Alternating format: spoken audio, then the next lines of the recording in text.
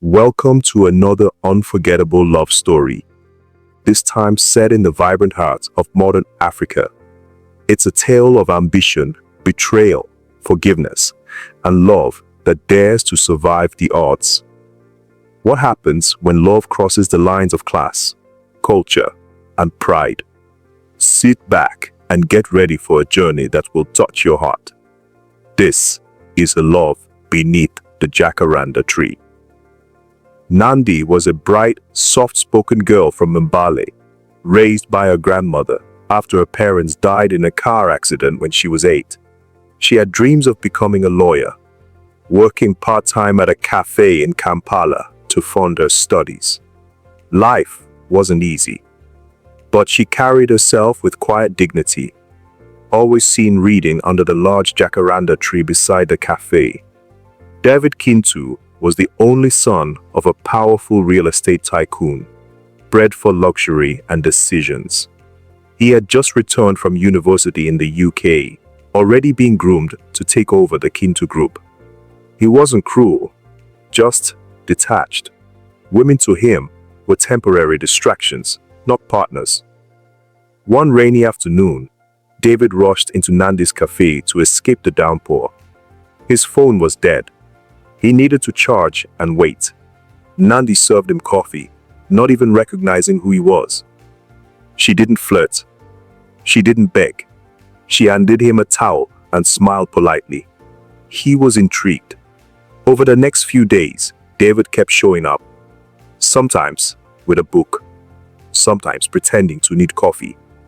Nandi thought it strange, but slowly they began talking about life, ambition, music, corruption, and their pasts. Nandi was unlike anyone David had met. She challenged him.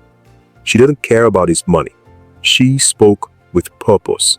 Soon, the casual chats under the jacaranda tree turned into walks, then stolen kisses behind the cafe, then weekends away in Jinja pretending the world didn't exist. David's father, Mr. Kintu, found out. A girl from the cafe. An orphan? He was livid. She will ruin your name.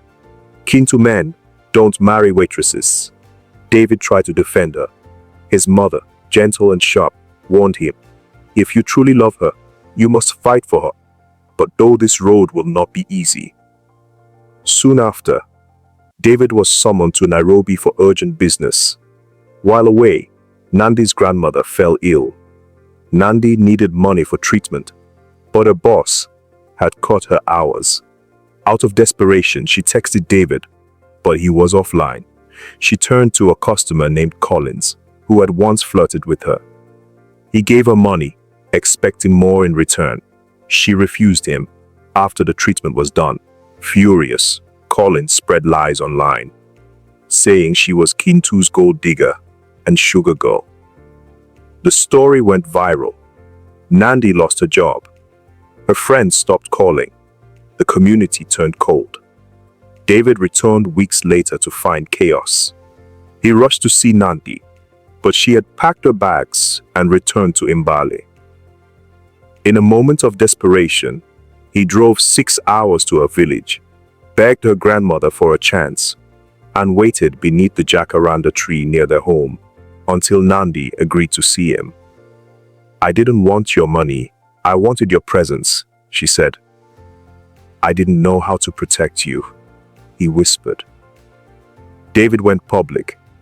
He released a video online, not to justify, but to apologize for his silence and inaction.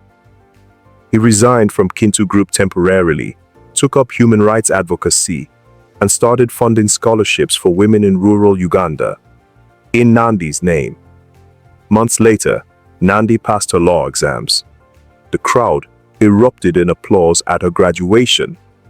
But it was David in the back row, holding flowers and wearing a simple white shirt that caught her eye.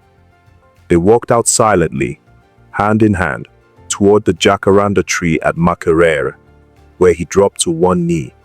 I don't care what our names mean. All I know is I want you for all my days. Years later, Nandi Kintu stood before a courtroom, defending young girls wrongfully accused. and outside the courthouse, a man waited with a little girl who had wild curls and carried a book. Her name? Hope. And so ends our journey beneath the jacaranda tree. A love born from respect, tested by pride, and proven through sacrifice. What would you have done if you were Nandi? Could you forgive? Could you fight? Let us know your thoughts in the comments below. Don't forget to like, share, and subscribe for more African love stories that warm the heart and stir the soul.